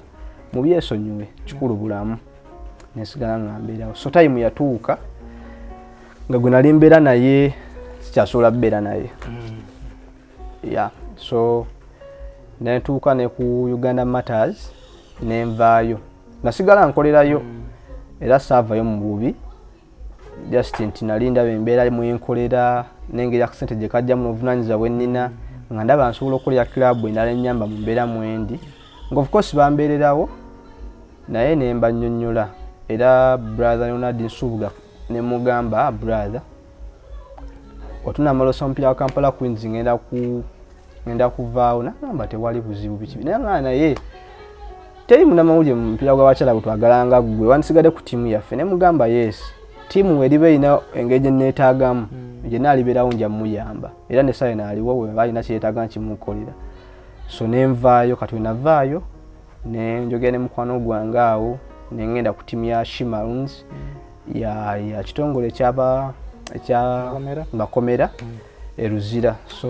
CEO n'ayogera nange ne batandika okunsasula kati bansasula bubi kale okusinza ku mbeera mwe nali. Kati time neetuuka nga nina okuyiiya nve we nali ngenda awalala kati nenkubamu akafaananyi ngenda kubeera naani kuba ebintu ebimusobola byeweereza obujjanjabi ngenda bufunanga ntya wengatako expenses z'okulya ne rent na buli kimu ate kenandibadde ensaving okwejjanjaba sigenda akafuna ne binzibuwalira naye buli ekintu ekijja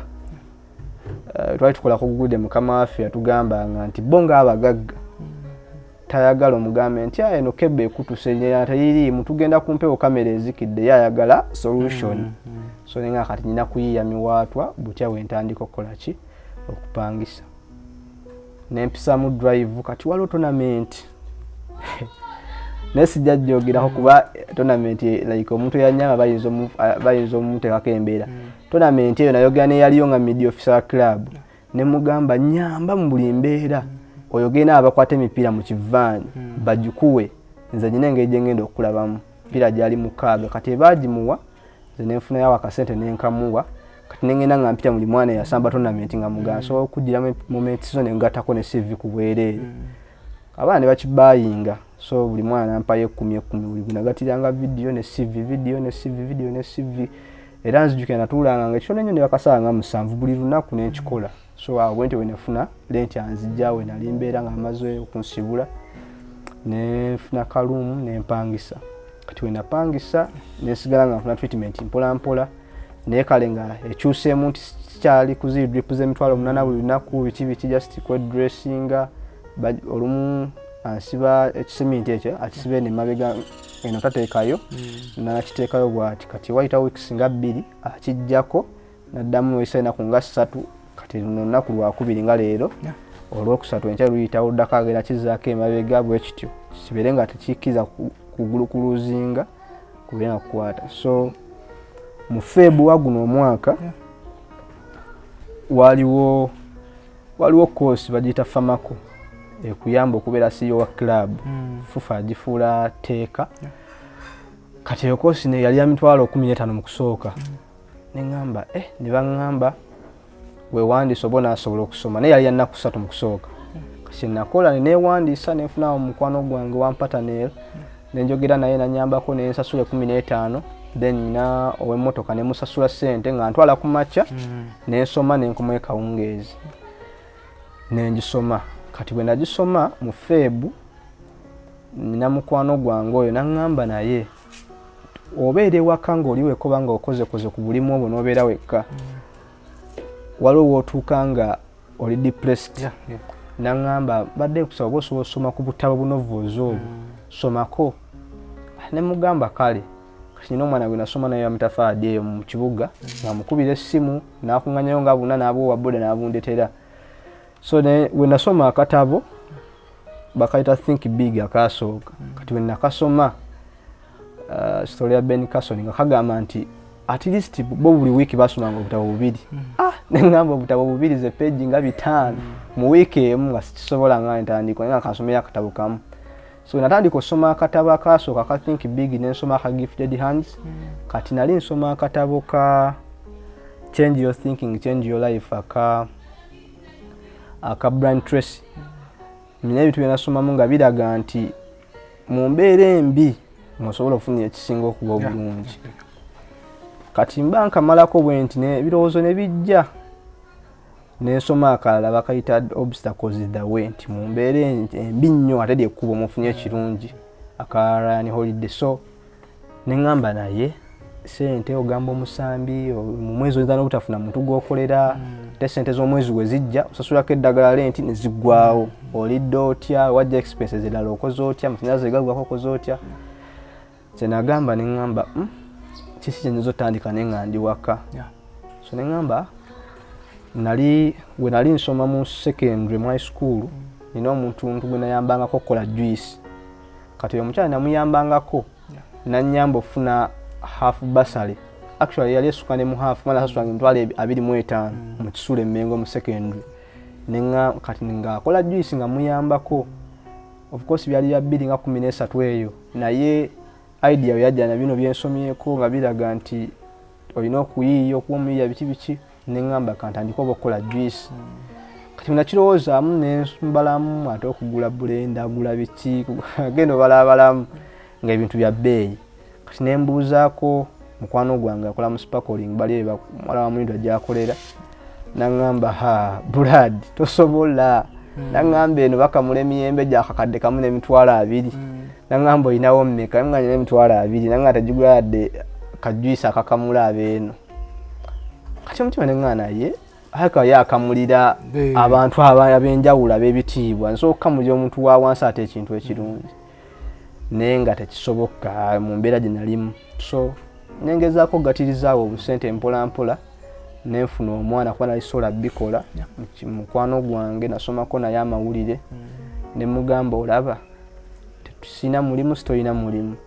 naye bw'otandika tufuneyo akafo tukapangise gweyogera nabo bagambe tukuba gumu omwezi gumu oba gukkiriza obagambe tujja kuwa egiddako nga tukoze wekinaagana tukiterera tukasente teragenda kugamba nti waki wavudde mu bizinensi naye nga omutima guŋŋamba nti olina okulwana ennyo. So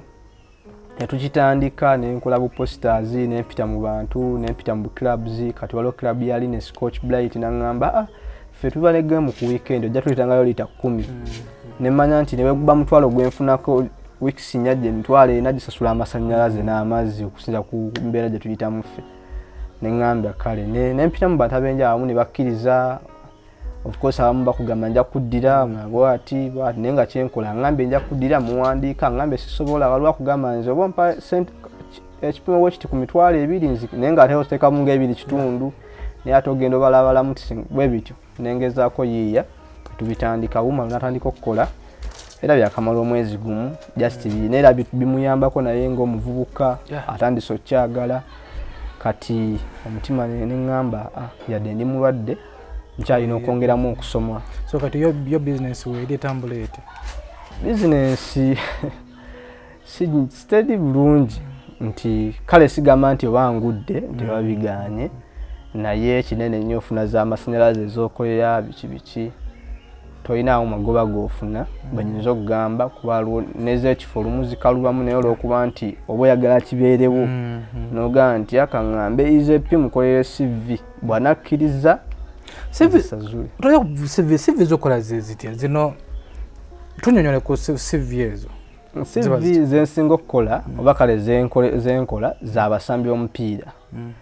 nti omusambi abiseera ebisinga bana basambi ku national team aba ayagala nsambire club Villa kuva mwaka weguti bwe biti mpangudde kino nasambira bbanga bwe biti ntebye golo bwe ziti n'empiira bwe giti kati nze ekyenjawulo kyembawa nti nkimanyi kikayinza obanga agamba nti nga byekakoddeyo kange naye si buli omuntu asobola affording nti bw'akeera ku makya SB4 ng'asambira express n'angamba nkolera CV nyina $5,000 n'engikola nze nsavinga document eyo buli SB4 bw'asamba omupiira nze nga nteekamu information nti gwe buli otuuka okugenda wa ku pulo oba ng'ofunye eddiiro oba ng'ogyetaaga era asaba emipiira 10 luli wegiba 5 gye mba nnina ne golo ze nnina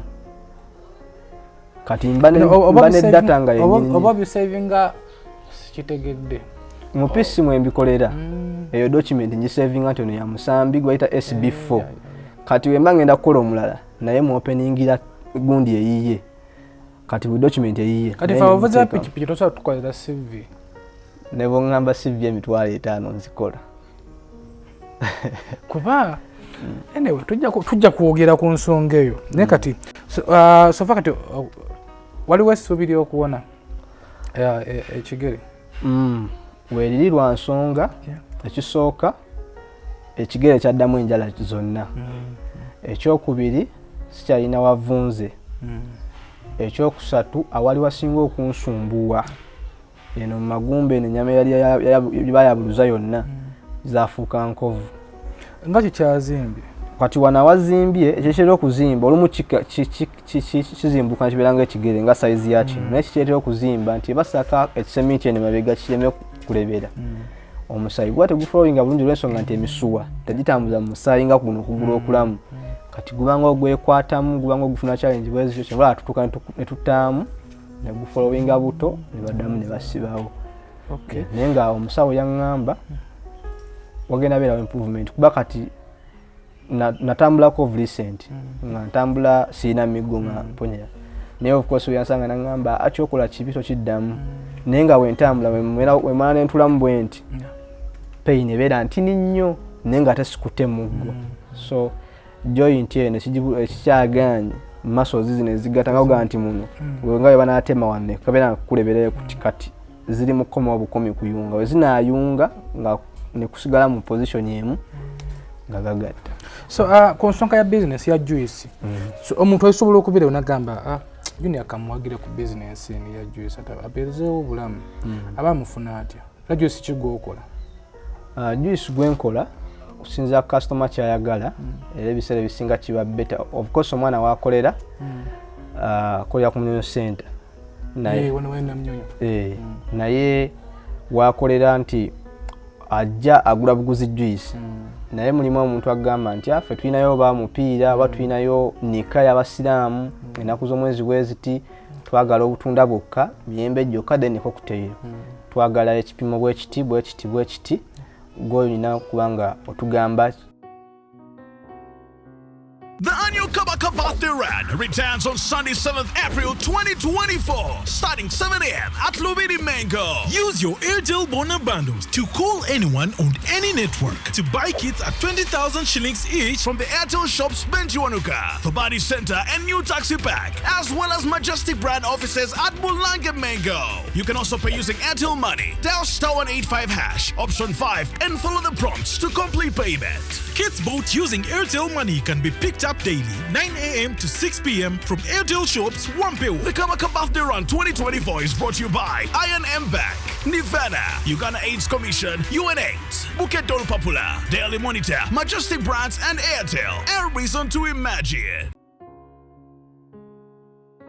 Ogenda tuwa juice kikaaki. Of course ntunulamu okusinzira ku bantu abaliwo. Tinogamba nti abana baana bato baagala juice bwati bano bantu bakulu tebaagala nnyo sukaali mungi ni ate baagala ekintu nga kirungi n'omanya nti onayagala bwekiti okusinzira ku myaka gyabwe. So nenjogeramuko naye bwakkiriza nga mukola juice bwamala omukola omwana amutwala ina baakola nabo era bamuyambako ne bamutwalayo.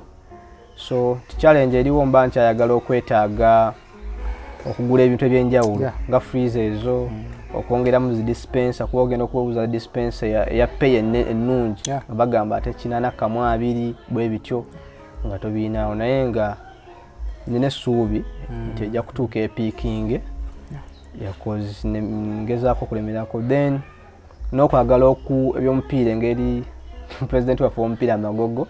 yavaayo n'agamba nti oba oyagala kufuuka administrator oba CEO wa club oba ki mu zino eziri mu Super League ng'etteeka olina okusoma Pharmaco 2 football administration and management course kuba ffe twasoma Pharmaco 1 Feb. So ne twapply nga baagala abantu 4 mu Uganda yonna naye we naapply nga banzizeemu ya million 2 sinabasasula yadde 10 naye nze naagenda soma zijja kujja simanyi oba zitya naye nabo nayogedde nabo. So olunaku lwaliyo ssaawa 2 ez'ekiro tugenda kukola ebibuuzo era izepi wankubiddewo nga sikwata mu kusooka mubikolera online musooka ne mutwalayo amanya ne babakuteekamu akakunta then mubeera abantu banga 5 bameka then abakola ebibuuzo tugenda beera 85 kati tugenda kukola ebibuuzo leero ssaawa 2 ez'ekiro online naye kubeerako tayima bakusindikira kati nti ne buli mbeera oba tomanyi kyogenda kukola olina kuba nga wasoma wakisome kuba bwogezaako kwagala ogugolinga ebbali oba okyansalinga kino nga tayima eweddeko nga gundi question yeggala nga ogenda ku ndala. So wekikusanga nga tokikoze mu budde oba ogudde flat. So nabyo mbyeteekeza ssaawa 2 ez'ekiro then kati batuwadde leero era n'enkya okukola presentation ku oba bukulembeze oba mu business mu mupiira ku FUFA, CAF, SECAFA ne FIFA ne Uganda Olympic Committee ne clubs olondako kimu mu presentation y'amanya amatuufu bikyo bukulembeze buli kimu. So abanayitaana be bajja okulangirira ku Lwokuna wiiki eno then yamala okuyita mu Gwokuna nga wakati tutandika osoma mpaka mu Gwomusanvu nga gugwerako ddala. So eyo kosi wogifuna oba osobola okubeera CEO wa club oba administrator mu club yonna eyo mu Super League mu Uganda. Actually n'okubeera FUFA president kikakatako okubeera etteeka ng'olina Pharmaco eyo kuba bye birooto byange. Katukusabire naye olugendo ddo lubadde luwanvu. So omuntu ali waliwo programu zetukola omuntu natandika mpa ku nnamba yoyo mpa ku nnamba yoyo tukkiriza obawo ennamba yo you never know osobola okubeera kubanga akubuuzaako obanga oli mukwano gwe obanga emboozi yo ng'ekutteko nagamba kamusasule Pharmaco eyo obanga agalako juice. So tukkiriza okubawo ennamba yo. Ekyennamba sikinaamu buzibu era nga njogera okugigabako ebintu byenkola ebyenjawulo. Nkola creatinga content singa omuntu aba ayagala ng'oba alina idea kuba waliwo benjogera nabo ab'enjawulo lwakuba nti abamu bakusuubiza naye nekitatuuka naye osigala olemerako. Then ekyokubiri nkola CVs nga bwe nzogeddeko kisinzira gwe kyoyagala naye oba oyagala yakusaba mulimu ngikola ne oba oyagala kuwandiikira application ngikukolera. Then oba oyagala kukola graphics mukola posters ezo zitambula. Then social media management oyinza okuŋŋamba nti nina aka business kange naye sifuna budde postinga buli kaseera biki nsobola okugamba nti tukuyetinga kino bakasoma ekiriko okusinzira ku tulimu ku kisiibo ono content yajja okukola osobola okuba nga mbikola byo kimu nenkikola. Then ekya juice naye mukola abaagala emikolo abaagala nika ez'enjawulo pate abaagala okwanjula buli kimu nti tusavinga mu buli mbeera esinga okuba ennungi era ndowoozamuko nti woba onkozesezza mu kintu kyonna kyoyagala ku byenjogeddeko nkuwa ekisinga okuba obulungi. Tubawe ennamba Enamba yange ya Airtel eri 0759 12 56 53 0759 12 5653. Eya MTN ezi 0782 78 43 58 0782784358. Oba osobola okunsindikira email eri Geoffrey Mugabi, Geoffrey ya double F GEO double FREY Mugabi MUGABI 34@gmail.com. ne social media zonna nkozesa Mugabi Geoffrey J. Lwa social media sikozesa Facebook. Sagisima nagikozesa nga nkyali mu high school naye natuuka nenjesonyiwa kozesa emikutu gyonna ne X. Okay, na business kingendo okuwa. Twali twayogerako kujjukira. Ate era onzijjukiza nkola ne website bannange. Namukoona yalagala kunkola website. Lwokuba nange ndi mugayaavu. Ko nakola website.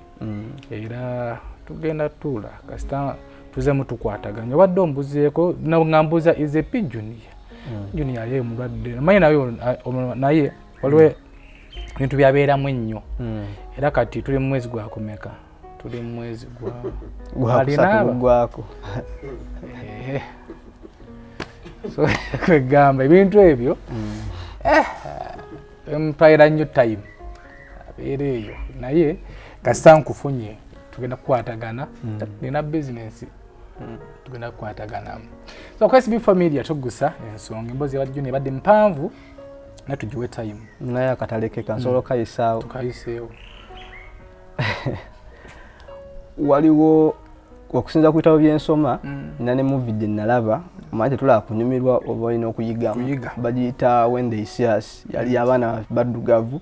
babasibira bwemage so we baavaayo ne batandika olwanirira eddembe ly'abantu ebyo n'ebirala ekibayambako n'okukyusa obulamu bwabwe n'ensi yonna. So ndowoozamuko nti embeera gye mpiseemu mu basawo abanfeze abatabadde ba specialist mu ekyo n'ebirala byonna siina gwe nnako kiruyi ku mutima bonna nabasonyiwa kuba ndi mukkiriza naye wabayo nga waliyo ekitongole ekirwanirira eddembe ly'abantu abatafuna bujjanjabi butuufu oba abadde balina okuleetawo awareness mu bantu nti omuntu kozwe nagenda kukubalira mu musawo yangamba Dr. Nsowe oyo just akuba mpise ne waffe ku case clinic nenge eno alina gyagenda alongoseza abantu. So wabayo ekibiina kyonna nga kirimu okulwanira eddembe ly'abantu mu bulamu. Wendi nnyo okulanga mbasaavinga mu ngeri ey'enjawulo okubuulirira abantu era ebimu ku bintu bye nekkiririzaamu nti singa mba ndi mu maaso g'abantu abo abaweererako ddala okupresentinga n'okubako kyembawa mu bigambo ne mu kubuulira ne mu kubaggula obwongo ndi mulungi mu ekyo era nsuubira nti wabayo ekitongole ekiriyo oba omuntu yenna nga yandiyagadde okibeeramu oba okunyambako okutuukiriza ekyoto ekyo kuba njagala gye bujja ebimu ku biru byange ebisookera ddala kuyamba abantu abatafuna bwenkanya mu bujjanjabi obukyamu oli namujjanjaba naye nga si muntu mutuufu then ebyo kyekikulu kya byonna kuyamba abantu ekiruubiriro kyajja kufukafufa pulezidenti. Amen. Kwa SB4 Media Tuggussa Enssonga mboozi ya junior yeyo simuze ku screen kubeda ziyitaako sobola omukontaktinga kuna mwa ku business ate namuyambako okutuukiriza ekirooto kye w'ebiruubirirwa bye. Nze muzukulu wa Kabajja nyongera okujjukiza ennaku z'omwezi nga 7 ffenna mu lubiri kwatana bakubeera nga ate wefuna kitiyo duka bonnambiro ku maduuka ga Airtel agakuli okumpi naddala mu abali mu kibuga awo genda wali ku New Tax Park Service Center Airtel awo wefunirawo kitiyo oba wagende ku Room Street nawo waliwo Service Center ya Airtel wefunirawo kitiyo oba genda wali ku Masengere ku Majestic Brands Office nawo wefunirawo kitiyo obeere nga ate weetaba misinde ja amazalibwa ga baffe Ssaabasajja Kabaka kiti emitwalo 2 gyokka emisinde gyakufera naku z'omwezi 7 mwezi guno gwakuna. Nze muzukulu wa Kabajja ku SB4 Media Tuggussa Enssonga mbeere bulungi era Annual Kabaka Birthday Run returns on Sunday, 7th April 2024, starting 7 a.m. at Lubidi Mango. Use your Airtel Bona bundles to call anyone on any network to buy kits at 20,000 shillings each from the Airtel shops Benjuanuka, Fabadi Center and New Taxi Pack, as well as Majestic brand offices at Bulange Mango. You can also pay using Airtel Money. Dial *185# option 5 and follow the prompts to complete payment. Kits bought using Airtel Money can be picked up daily, 9 a.m. to 6 p.m. from Airtel shops Wampewa. The Kabaka Birthday Run 2024 is brought to you by I&M Bank, Nivana, Uganda AIDS Commission, UNAIDS, Bukit Dolu Popular, Daily Monitor, Majestic Brands and Airtel. A reason to imagine. SB4 Media, Tuggussa Enssonga.